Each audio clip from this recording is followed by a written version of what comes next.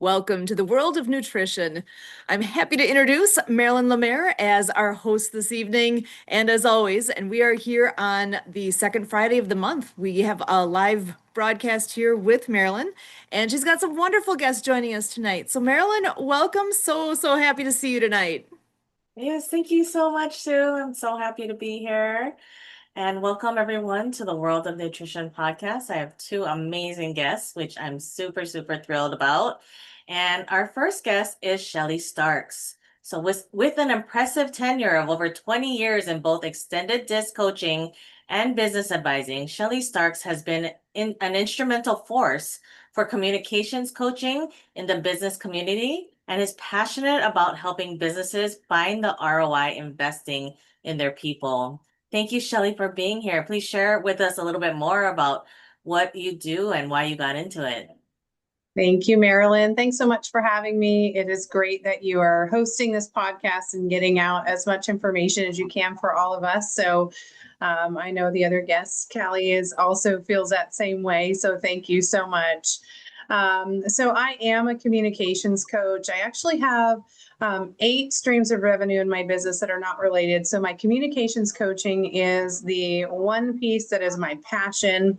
That's what I'm here to talk about today. And what I enjoy doing is helping leaders understand more about themselves and how they tick and what their behavioral styles are and why they do the things they do, which you'd think that people would know why they do the things they do, but the why is the part that's usually not there. And then because they don't understand that, when they don't understand the behavioral styles of their people, then they are having a reactive leadership style. And so they're putting things out there in a natural style for them, and then they're getting a reaction, and then they're reacting to that as a leader. And so it creates basically a ripple effect that's causing the employees to feel like that leader is just not interested or is not really getting to know them personally. And when a job is really stressful, that can create, when there's not a dynamic where they've connected, that can create an environment where they leave. So, organizations have to really pay attention to this, because that investment that they've made on an employee, if they can slightly shift how they're handling that, can really make an impact to their bottom line. Wow. So you also help companies to retain employees. Is that what you're saying? I do. I just help them understand how to stop the bleeding. So, and most of the time it is them that's creating that. And the unfortunate part is that sometimes they just have no awareness as to what it is that's causing it. And so when someone's reactively having an emotional reaction to that, whether they have a high emotional intelligence or they don't, they're coming from a fear-based perspective. They're coming from a reactive perspective, and it causes them to feel like they're being attacked and defensive gates go up. And when that happens, you're losing out on the creativity and the ideas and the things that you hired them for. You hired them because you thought they would be a very beneficial person in that role. And instead of giving them the runway to do that, you're causing them to stay in this small little box. And some people like a little bit of a boundary around them, but they still like to hear their ideas being heard and to know that what they're contributing to a company is making an impact.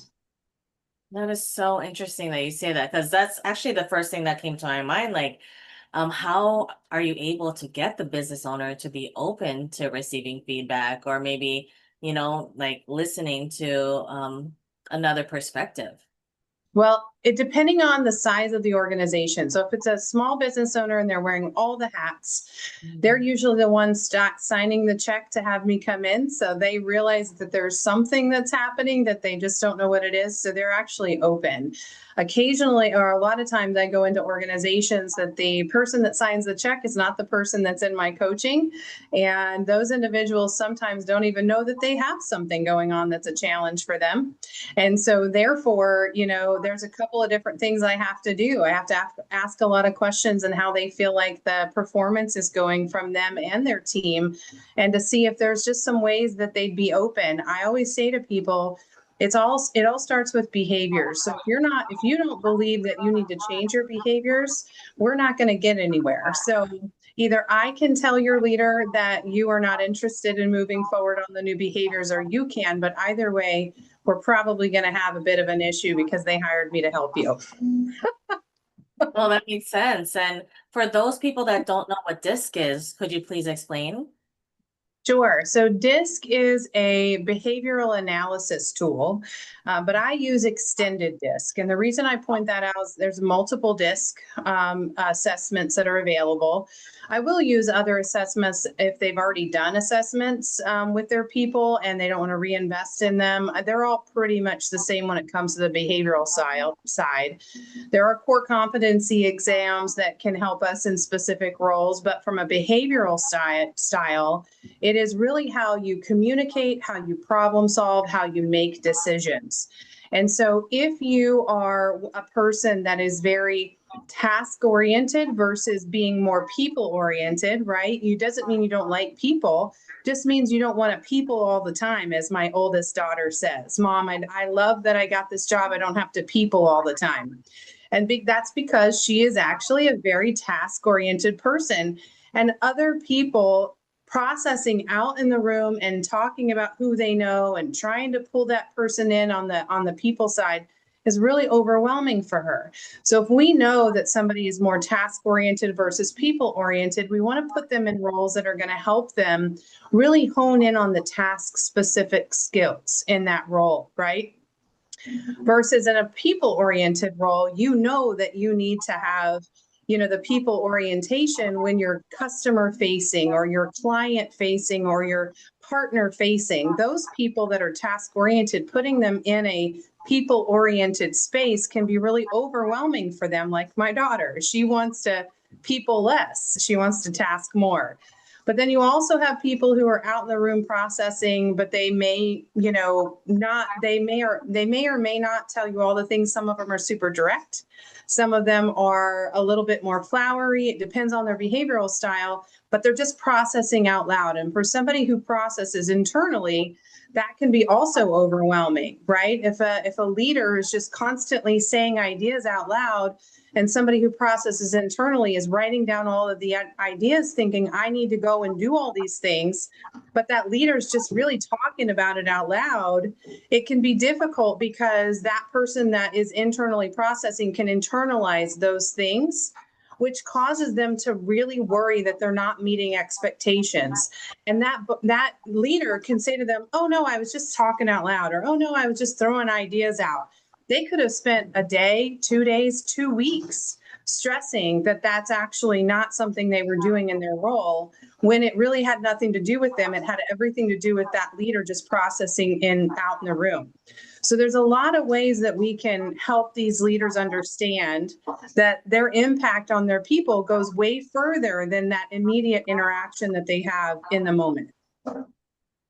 And I'm curious because I've been learning about this over the past 3, 4 years about the different types of people and being relationship and task oriented. So I'm curious if you're able to help um, people know what they are and be able to communicate with the people that maybe are in relationship, more or relationship oriented, yet they're talking to task oriented people or vice versa.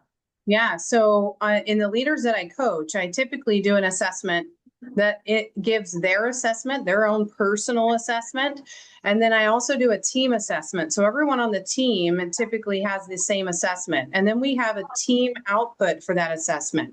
So if you can see on the quadrant that you are very out in the room processing, I can look at a team before I ever meet the team, right? If an organization has me assess them and I never even meet them, I know exactly what's going on. I always joke and say, and if you're a DISC person, you'll know S's are 40% of the population on the planet. Okay, 40. It's a very large number. S's are our steady relators. Those are people oriented, but internal processing people on the left-hand side of the quadrant. If you have a whole organization and you have no S's, I want to know why. There's no way. You couldn't have an organization without them.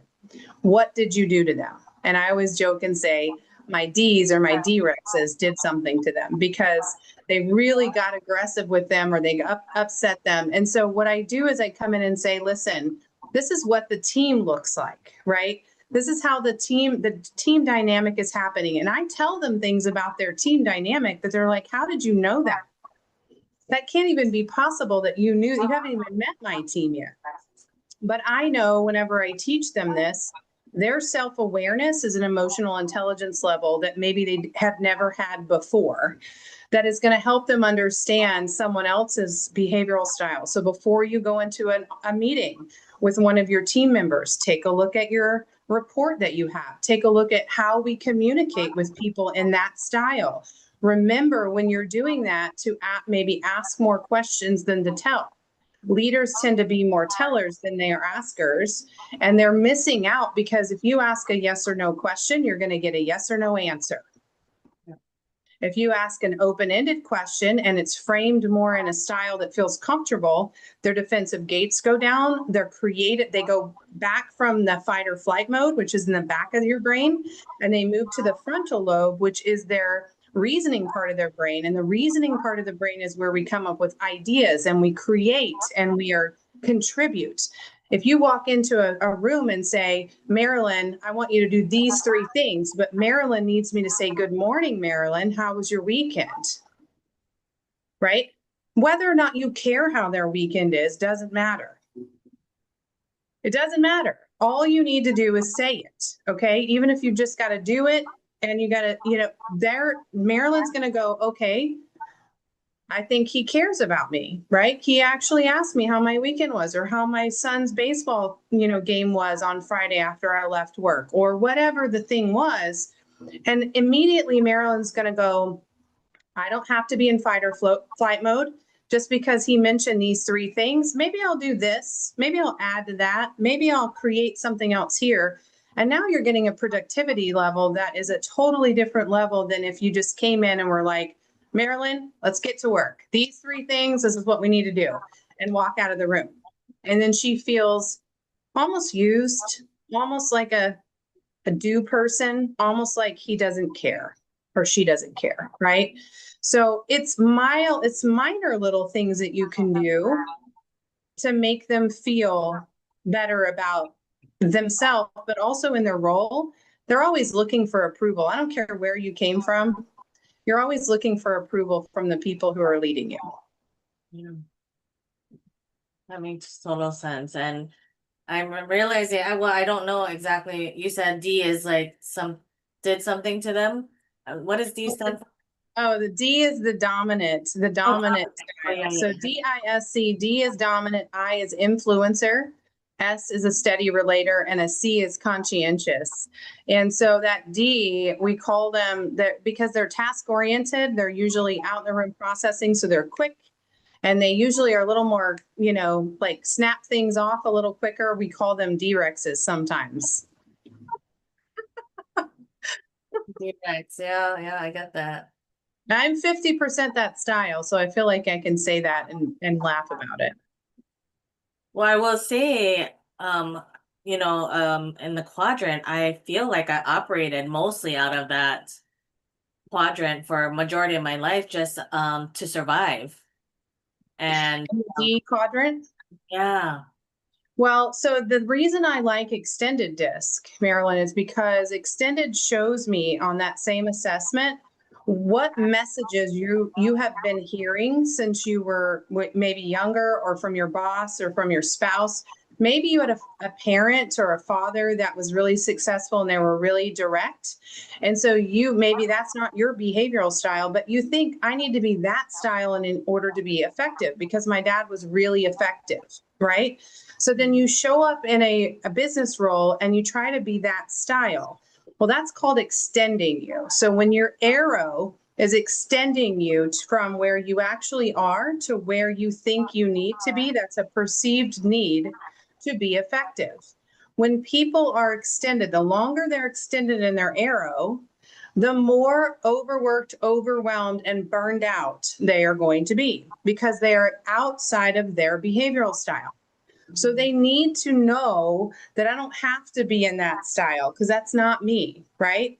They need to get messages from their leaders that you don't need to be this direct. That seems like you're kind of, coming out of something that's not really, you might be feeling like you need to be that way, but I'd really love to hear more about when you think about things for a little while after a meeting, what you come up with instead of coming up with the action in the meeting, it being rushed, it not being complete, it not feeling right for you. And therefore it's hard for me to sell it for the rest of the team or, take it up leadership. What do we need to do to make you feel more effective? Yeah, that totally makes sense. So I'm curious, like, what kind of tips do you give for people who are not in that quadrant talking to another person that's in a different quadrant? Like, what's important to them? Well, it's important to understand what drives them. So a D, it's really important for a D not to look bad. Okay. And they always want to know what's the what. So if you're talking to a D and you're not a D, you need to get to the point. You need to understand that they don't need all of the details. They just need to know what the bottom line information is. And then you need to get out of that conversation. The longer you linger there, the more frustrated they get. For an I, they're very interested in the who. Okay. Who was involved in this project? What famous person did this? I talked to this person, I networked with this person, and this is what they told me. And so if you're not an I can be sometimes even more than the D. An I is out in the room processing, but they're people oriented, so they don't shut it off. At least the D will be task oriented, but they're out in the room processing. They'll get to their task and then they shut it off. The I continues to talk.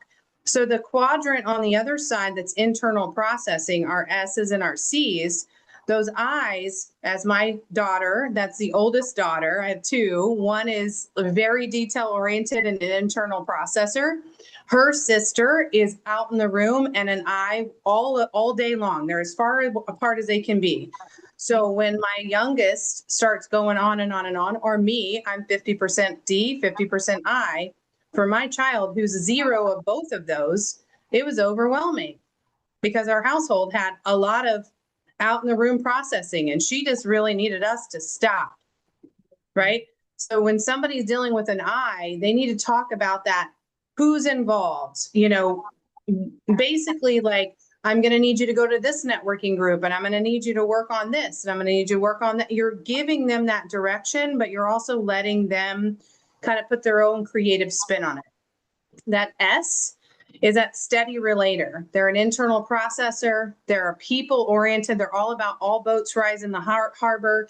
They don't want to leave anyone behind. They're all about the how. How are we going to get everybody from A to B? How is this going to work? If we put something in place, how is everybody going to adapt to this in this short period of time? They're the glue that keeps an organization together. So when 40% of the population and you have none in an organization, there's a problem. I know exactly what's going on. And we have to talk about that. So I need to help them. So when that leader's talking to an S, that S needs time to process. They can be really people, and in the moment, one-on-one, they might feel really good, but don't call on them in the meeting and ask them to talk out loud. Because now you've just put them on the spot. They're not going to have something. They need to think about it for a minute. Ask them the day before. Marilyn, would you mind if you mentioned something during our meeting about this? This is something you're really doing amazing. And I think it would be great if you shared what's going on with the team. Would you mind sharing that tomorrow? Gives Marilyn a little bit of time. She gets ready, right? But doing it on the fly is going to put Marilyn in stress. She's going to be extended and she's not going to want to talk. And she's probably going to mess up. And that's going to make her feel really bad because she's worried about what people think about her because she's a people-oriented person. A C is very detail-oriented, also internal processor, okay? They are not going to, they're the why. They want to know why we're going to do something. Why does not mean I don't want to do it. Every leader that has a C on their team thinks they just push back on them. They're not pushing back on you. They need to understand the boundary. They need to understand why we're doing this. If you can't tell them why we're doing this, you clearly don't have a good understanding as a leader. We need to know why we're doing something as a business, right? As a team. And that's a very task-oriented person as well. So you need to be able to provide that information to them. So when you know what's going on, whether it's task or people out in the room, internal processing, you'll know how you need to handle that in the micro moments that you interact with them. That is so important. Oh my gosh. Well, we learned so much from you, Shelly. I'm sure Calleigh also learned something new as well. And I'm just so thrilled that you are here. I'm pretty sure I'm an S. We'll find out. And please tell us where people can find you and if you have any upcoming events. So I actually pretty much do, when people contact me, I don't really do events. I do private speaking events or I do paid speaking events. But I also, my website is shellystarks.com. They can find me on Facebook. They can find me on LinkedIn. They can find me on Instagram, whatever works for them. And all of them have Shelly Starks in it. Perfect. Gosh, we're just so thankful that you're here today. Thank you for sharing about the extended DISC program. I took so many notes. And please reach out to Shelly at her website if you have more questions. Thank you. Yes, thank you so much for being here. And my next guest, I have Calleigh Piper. She is a holistic transformational practitioner with a diverse skill set that includes hypnotherapy, Reiki, life coaching, health coaching, soul coaching, and intuitive guidance. With a background as a registered nurse, she blends medical knowledge with spiritual and emotional healing. Calleigh specializes in helping individuals process emotions, work through their spiritual gifts, and overcome the 8 core wounds experienced in childhood to release blocks and trauma. She empowers others to discover their purpose and manifest the life they desire through personalized guidance and healing practices. So I just thank you so much, Calleigh, for being here. Please Oh, share. it's my pleasure. Thank you. Please share with us more about why you do what you do and what it is you do. Oh my, why I do what I do. Well, that's very diverse, but I do what I do because everybody deserves to find themselves in this lifetime. And I totally resonated with a lot of the stuff that Shelly was talking about. Because our programming does start. Our programming, most of our programming it has already been set for us before age 10. From our parents or our caregivers or however we grow up. And the problem with that is most of us don't realize it. They just are like, well, this is how we are. This is our personality. When in fact, it's not. It's actually a program we're running. So, so people say, when I say, who are you? People say they'll give me their job, they'll give me their relationship status, they'll give me their hobbies. And then when I say, no, who are you really? And they'll say, so they'll start giving me, well, I'm kind, I try to help people and characteristics about them. And I'm like, no, who are you really? And then I get the blank look. And it's because when we strip away all that programming, that's who we really are. And most people can't, they are not in touch with that, because that's not how we're brought up. So I do what I do to help people get to that core of who they really are. Because unless you're coming from that core of who you really are, what your outside world is going to look like, it is not a reflection of who you really are, and what you want to do. And I found that out by working with clients. Part of the reason I do what I do is not only do I help my clients, but my clients help me back.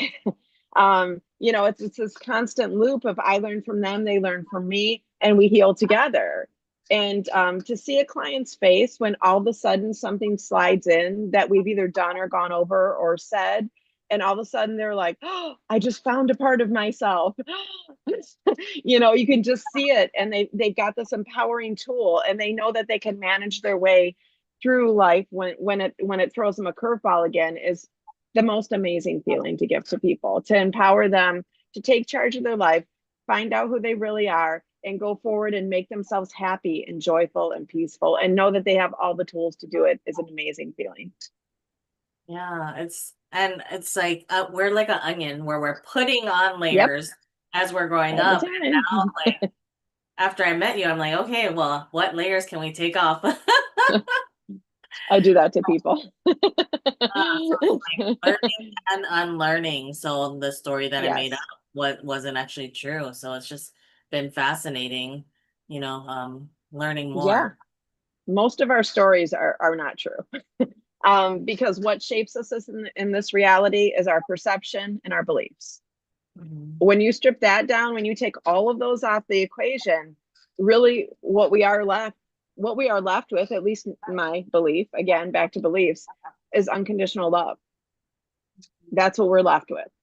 So when somebody says, well, that person caused me to feel, or I had to laugh as I was listening to Shelly and she was talking about the D-Rex, and I was like, that might be me. And I know I've definitely dated that before, for sure, because while I'm a very kind and empathetic coach, I will not hesitate to call you out. Nobody caused you to feel that way. You're picking how you feel. And yes, it's very hard because it is programming, but it's also very empowering. If we don't like what's in front of us, that we can change that by changing our programming. And so for me, one of my specialties is getting people to recognize the emotion, teaching them how the conscious, subconscious, and unconscious mind work, how we form those beliefs and patterns and things like that. And then getting them to recognize the emotion, what's behind the emotion, and then coming to a satisfying resolution. Our mind, if it deems a problem, will just keep working on it. If it's like this person, like the example that she gave, well, this person came in and they just start giving you orders and they don't say good morning. If that is something that's a trigger for you, your mind is going to deem it a problem and just keep working on it. It's going to go, oh, that person probably hates me. Oh, you know what? And then either somebody's going to avoid that because that's what we do, or they're going to take it on head on. They're going to fight it, flight it. They're going to fawn it. Oh, he's the most wonderful person. I just love him. Or they're going to freeze and look like a deer in the headlights. Those are usually the responses we get when that happens. And so to stop that for people, to stop that cycle and have them recognize, wait a minute, this person, this is just how they communicate. That's all that's happening here. I'm not going to attach emotion to it and make it a problem that it's not. And I'm going to find a satisfying result of just saying, hey, this is the way he communicates. It's not my way, but it's okay. Maybe if it's something that's ongoing, maybe we have a conversation and bring to light, hey, I really like it if you say good morning before we start addressing. And he's going to say, okay, well, this, and we're going to go, okay, now we understand each other better. My mind doesn't deem it as a problem. My mind moves forward and we have a peaceful resolution. I I love see that. Shelly shaking her head up there, so I'm sure she's heard that scenario before. So I come at it. Oh, I'm sorry. Go ahead. Instead of businesses, I usually do individual coaching, although for hypnosis, and I have something coming up, I do group coaching. I can do any hypnosis, but I specialize in heart-centered hypnosis because it goes very well with what I do.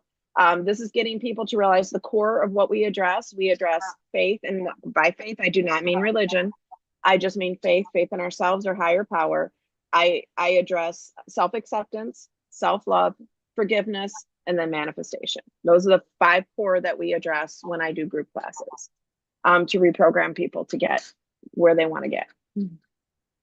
Yeah, I was noticing for myself, like when there's something that comes up that I may not agree with, before I would be like, oh, let me just avoid. And Yep. last night I was like, this somebody shared what she wanted to do and I didn't totally agree and she didn't agree with what I wanted to say, and so we just worked together until we found something even better. And I told her, this is even better than what I thought. She's like, me too. And so just coming up like that mastermind, being able to talk to each other and work with each other, Yes. thinking, oh no, she's out to get me, or she's trying to make me wrong, or she's attacking what I Right. created, or whatever it may be. Like it was like, I'm just coming out of curiosity. Like I said, I'm curious. Would you be open to switching it to this or switching it to that? And she's like, well, I'm curious what your thoughts are and why you want to do that. So it's just like when we come out of curiosity, instead of automatically making judgments or prejudging or whatever it is, I mean, gosh, it just makes it so much more beautiful. And I think we both were feeling fear. However, like when we both shared and we both knew each other were coming from love, then we didn't have to be scared.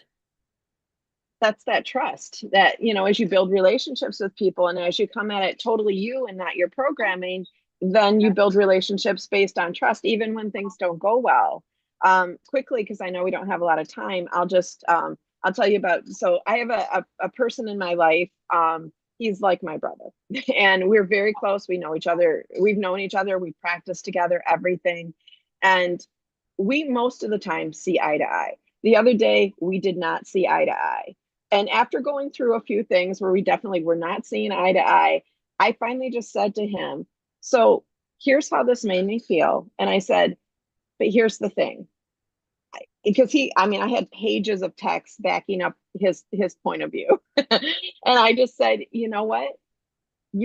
This relationship means more than being right to me. So let's find a resolution. My resolution, I'm going to set a boundary that says, I don't want to talk about this anymore. I don't want to talk about this particular topic that we have anymore. He agreed, and we just moved forward back into that same trusting energy. I trusted him, he trusted me. We've known each other forever, and we were able to get to that resolution without a lot of drama. And so, yeah, the more you come from yourself, the more you're going to build trusting relationships, and the easier it is to come forward, whether it's in business or personal relationships.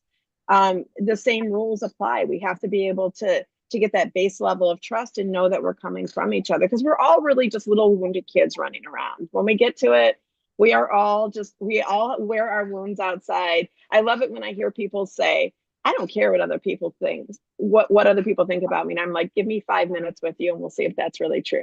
It normally is not. And I include myself in that even though I've worked on myself, I include myself in that all day long. In addition to that, I also do go over communication with people, because in my experience, most people don't know how to communicate effectively. I use the nonviolent communication method just because it's a very easy way to teach people, no matter what their educational background is, no matter what age they are. It's just a very, very easy way and very proven way to be able to communicate effectively without emotions crashing down. And it is a very heart-centered way, and I enjoy it. And then also I think it's in my purse, however, the secret language of feelings. Yes. So that is primarily the book that I prefer to have people read. And also that's what we go over in our individual sessions, if we're going to do individual sessions. Even if people are going to do group hypnosis with me, I still recommend it. It's by Calvin Banyan. And it, again, very, very easy way for us to recognize what feelings are and to how to process them. Because really, our feelings are not us and our thoughts are not us. They are just a product of our outside environment related to our programming. That is all they are. I describe it to people like social media. I'm like, think about it. When you scroll social media, how many resonating things do you have? For me, when I'm scrolling social media, out of the 20 posts that I pass, I might find one where I'm like, oh, that's kind of cool. That's what our mind is like. We're scrolling past all the garbage, and you might find one thought that resonates with who you really are, but the rest is just garbage. That's all it is. Discount it. It's not you. So I try to teach people to do that too. Like, don't believe your thoughts and emotions. Your emotions are just a trigger of your thoughts. That's all they are, is a resonance of your thoughts. Yeah, gosh. I would say I always look forward to your posts too, because I'm like, Oh, it always thank you. think about something different than what I normally have pre-programmed in my brain. Yeah. Yeah. Yeah. One of the biggest things I posted a thought probably at 2 a.m. when I wasn't sleeping, but I posted a thought that said, is there evil in the world, or is there just a lack of love? And I posted that on my personal page. I didn't post it on my business. And boy, the response, if you want to talk about some beliefs clashing on that post, I was like, whoa. But it's very interesting to see what wound somebody's coming from when they answer on the post. Absolutely. And I'll post that again. me, I'm like, absolutely, it's a lack of love. Yes, it is. I believe the closer we get to love, I mean, every day we have choices. Over here, we have love, we have peace, we have gratitude, we have all the things that are kind of circling that. Over here, we have fear. And with fear comes anger. It comes jealousy, it comes all those negative emotions, and we choose each day which one we're going to do. If I said to somebody, if I said, give me your wallet, every time you have a positive thought, I'm going to give you $5 back. Every time you have a negative, I'm going to take $5 away. How easy do you think it would be to change their program? Because that's something tangible that they can see, but they don't realize the same thing is happening with their energy and their essence of their self. So we just try to have people see that. And of course, you know, in this day and age, a lot of people are becoming much more they're conscious creators. They realize that they can own their thoughts, you know, and they can direct their life how they want to based on what's in here. If you change what's in here, your outside world will change, because perception is what makes your reality. I will bet everything in my bank account right now on that. That is what's going to change. So as that happens, as they become conscious creators, then some of their gifts come out too. And I like to help people understand those and bring it into the world, because what do? We learn it, we teach it. We learn it, we teach it. And that's how we raise others up. I love that. Yeah. See, I think I'm a rising tide lifts all ships kind of girl, Shelly. So that's why I was like, pretty sure I'm a S. And I love this because I've been talking to you like every day, things have been coming up for me to be able to forgive. Awesome. And I'm like, how can I forgive? And the more I forgive, the more love just exudes out of me, right? So, Yeah. and it just, I mean, I love the people that I hang out with, that I, you know, am around. Even my social media feed. Actually, I love my social media feed too. It's very encouraging. So, yeah, it's Yeah. wonderful. We, you know, and again, I try to let people know whenever, if you're in a state of fear, or you're in a state of I feel like this badness in me, or I don't feel well, I can guarantee it's just a program that we need to shift. Healing, that's all we do is shift a perception. Shift a perception, shift a belief. It's one step over from where you are. And so I like to tell my clients it's simple, but it's not easy. So, but that's all. Just let me help you take one step over into the next room, and you'll be good. And that is interesting too, because you know, I was in a car wreck and I just held Yeah. everything in because I was like, I need to be strong. My kids don't understand. And then a week later, I just like a week and a half maybe, I just let it all out. And I was like, whoa, I needed it was, you know, just being pushed down. And all of a sudden everything just came out and I was able to just cry it out and heal that part. Well, like you pointed out, well, the example that I pointed out with taking and giving money for emotions, energy is not created or destroyed. So when we have an emotion, if we don't process it, it stays stuck in our system for eternity if we don't process it. And I noticed very early on as a nurse, and especially a pain nurse, that where somebody's emotions lied versus how much pain they were having, direct correlation. Because they had so much trapped inside of them that it was literally leaking out into their physical body and causing pain, or causing a bunch of other things, not just pain. I mean, we see it for cancer, we see it with heart attacks. All those things are emotions that are trapped in the body. So, yeah. So the more we Yeah. can process them, like you said, it took you a week and a half to process those. Some people, it takes a lifetime. It just depends. Yeah. And they don't realize that it is No. okay to feel your feelings. And this is why I'm loving, I mean, I'm only on page maybe 4 of the Feel Your Feeling book. Where it's like, it's okay. Feelings are not good or bad, they just are. Yep. Until we assign them a value, everything is neutral in our environment until we choose to assign it a value.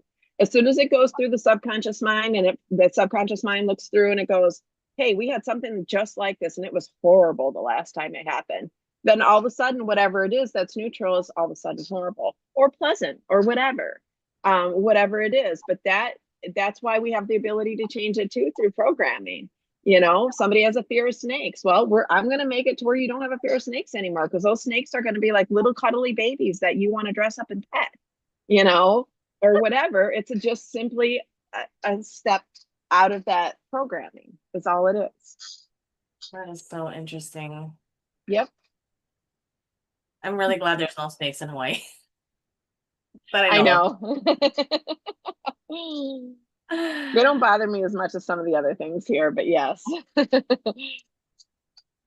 What is like one tip that you would give to people that may be interested in learning more or may want to, start healing in the right direction? People aren't going to like when I say this, so I am going to be a D-Rex for a moment. um, I am. You are your own problem, nobody else. And I say that with love and empathy. As soon as you realize that, that's going to give you the power and the push to go forward, look within yourself, and do the healing you need to do, so the outside looks different. If you try to change the outside, all you're going to do is frustrate yourself for a lifetime. Change the inside. I can guarantee you'll change the outside and you'll be a much happier, peaceful person. Absolutely. And as you said, we're conscious creators. So if we Yes. take responsibility for what we've created in our life, like what Yep. else can we create? Absolutely. Wow. We can, I mean, the stuff we can create is unbelievable. I've seen it in my own life. That's why I do what I do. I would not be sitting in Hawaii right now if I hadn't done hypnosis. That's why I ended up certifying in it, because I knew it was a powerful tool. And there's all these tools out there. It doesn't matter which one people use. Just grab a tool, whatever resonates with you. But for God's sakes, work on yourselves. Do it. Constantly question yourself, your beliefs, your thoughts, your emotions.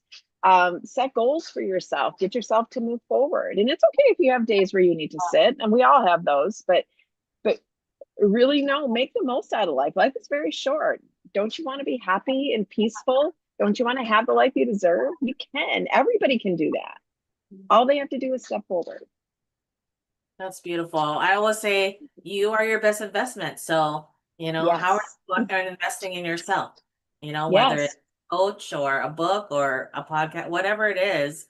I just feel when you're working with a coach, you get there so much faster. Yeah, you've got one-on-one help, you've got encouragement. I mean, for me, I'm a very encouraging. Yes, I'm blunt, but I'm also a very encouraging people. I will sit there and listen to people all day long when they struggle, and I will sit beside them and I will be like, dude, I know this is terrible. But but yes, working one-on-one and having somebody right there to help you set goals and go over the stuff that comes up, you are going to get there quicker. However, for me, I want to, I know that not everybody has insurmountable wealth, so I try to work with people no matter what. Because if they're really ready to heal, I don't care what's in their pocket. That's beautiful. Thank you. And please tell the listeners where they can find you, what is upcoming for us. So let's do what's upcoming first. I am starting, actually tomorrow is going to launch the group hypnosis for what we call 7-path hypnosis. It's a self form of hypnosis where I give you the hypnotic suggestion under hypnosis. Everybody gets hypnotized together. And then you take that and you do it 2 to 3 times a day.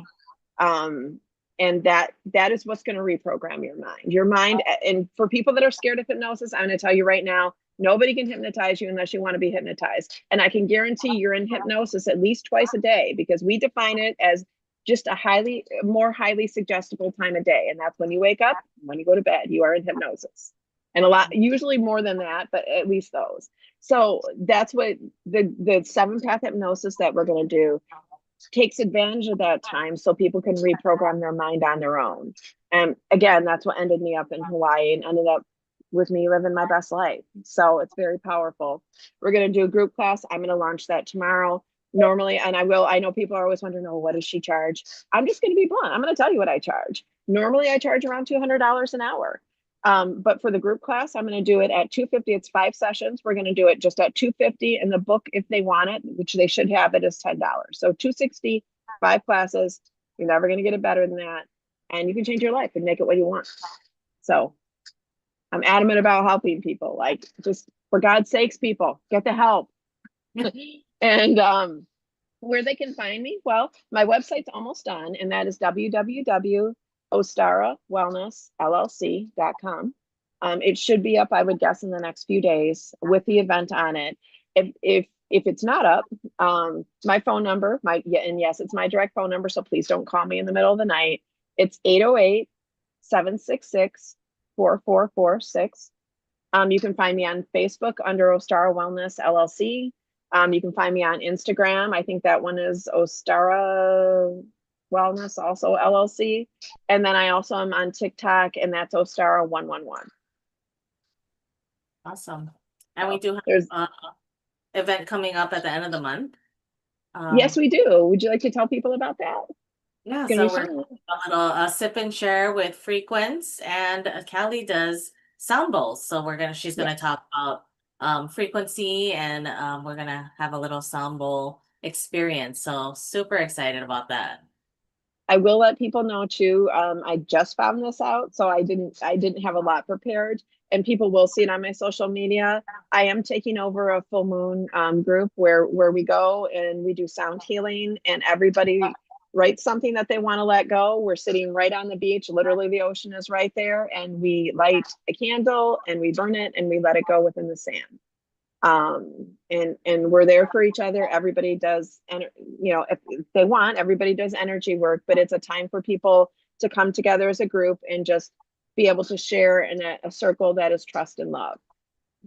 So that is at every full moon. It might not be right on the full moon, but within a day either way of the full moon. And so if anybody living in Hawaii, they can look at my page and they'll see probably the next one is either going to be on the 9th or the 10th of July. Beautiful. I love it. Yeah. Well, thank you so much, Callie, for being on today. Appreciate you. And I want to just My thank, pleasure. yes, thank you.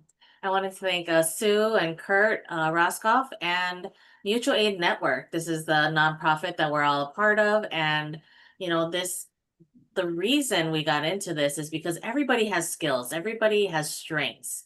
Not everybody has the finances. So what we do is we help each other and give our time. We're able to give our time, our treasures, our talents, whatever it is that we can give. So something that I love to do is host Zoom karaoke, which I started doing during the pandemic. So that's going to be coming up sometime soon. I think this maybe this summer, this fall. I'll be helping to host Zoom karaoke, and we get people from all over the world just coming together with music. And we have amazing singers, and sometimes we sing all together, and we get to hear different genres, different cultures, and it's just so much fun. So Mutual Aid Network, thank you, Sue and Kurt. And then I am an affiliate with Frequence, which I love. It's frequency infused nutrition. So I just wanted to share a testimony about Frequence because I feel that everything is energy and frequency. And if we can help raise our frequencies, then that's just going to make everyone feel better. So, one of my entrepreneur clients, she shared that the balance tincture that has CBD and CBG, it's a blend, is helping her feel more balanced and grounded. And she's loving using this product instead of her medication, which causes these terrible side effects that she doesn't prefer. So, just this tincture that is called Balance. It has 11 harmonic frequencies also to help support the nervous system and promote emotional clarity and then raise our vibration. So I would love to connect if you know somebody that the Balance tincture could possibly help. And you can find me on Instagram, Facebook. I'm Marilyn Lemaire. And my website is riseandvibe.me. So thank you everyone so much for tuning in to the World of Nutrition podcast. Thank you, Shelly and Callie, for being here. We're so thrilled to have you. Yeah. Happy Aloha Friday, everyone.